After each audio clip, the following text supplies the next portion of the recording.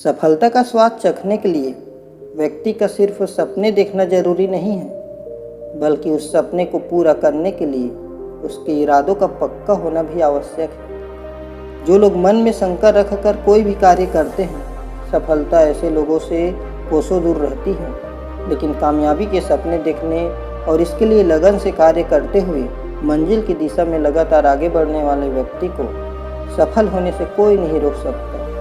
ऐसी ही कुछ सीख देती है यह कहानी। एक शहर में एक लड़का अपने पिताजी के साथ रहा करता था। उसके पिता किसी बड़े आदमी के घोड़े के अस्तबल में काम किया करते थे। वह देखा करता था कि किस तरह उसके पिता पूरे दिन घोड़ों के साथ रहते हैं और इतनी मेहनत करते हैं, फिर भी उन्हें वो मान सम्मान कभी नहीं मिलता जो उस घोड़े के मालिक को मिलता है। तभी उस लड़के ने भी सपना देखना शुरू कर दिया कि एक दिन उसके पास भी इतनी ही दौलत होगी और उसके पास भी घोड़ों का एक बड़ा रेंज होगा और वह उनका भी मालिक बनेगा। एक दिन स्कूल में सभी बच्चों से कहा गया कि वो लोग घर जाकर अगली सुबह एक लेख लिख कर लाएंगे, जिसमें ये होगा कि वो बड़े होकर क्या करना चाहते हैं और क्या बनना चाहते हैं। तो इस पर उस लड़के ने रात भर जाग कर एक बहुत ही बेहतरीन लेख लिखा और साथ ही अपने सपने को उसमें पूरी तरह बताते हुए उसने 200 एकड़ की अपने सपनों वाले रेंज की फ़ोटो भी बना दी।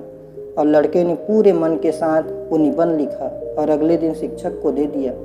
शिक्षक ने सभी कापियाँ जांचने के बाद परिणाम सुनाया तो लड़के को अजीब लगा, क्योंकि उन्होंने उस लड़के के द्वारा मेहनत से लिखे गए उस लेख के लिए कोई नंबर नहीं दिए थे और उस पर बड़े अक्षरों में फेल लिख दिया।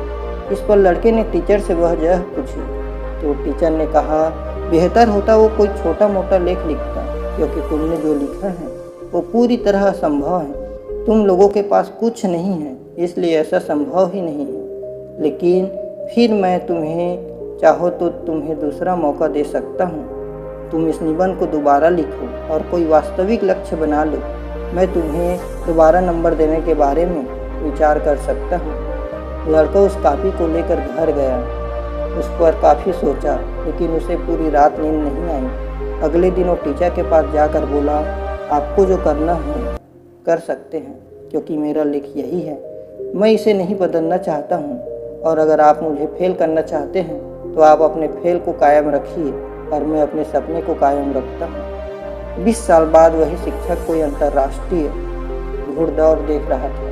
तो दौड़ के पूरी हो जाने के बाद एक आदमी उसके पास आया और बड़े प्यार से उनको अपना परिचय दिया, क्योंकि वह अपनी दुनिया में एक बहुत बड़ा नाम बन चुका था और यह वही छोटा लड़का था जिसने सालों पहले यह सपना देखा था।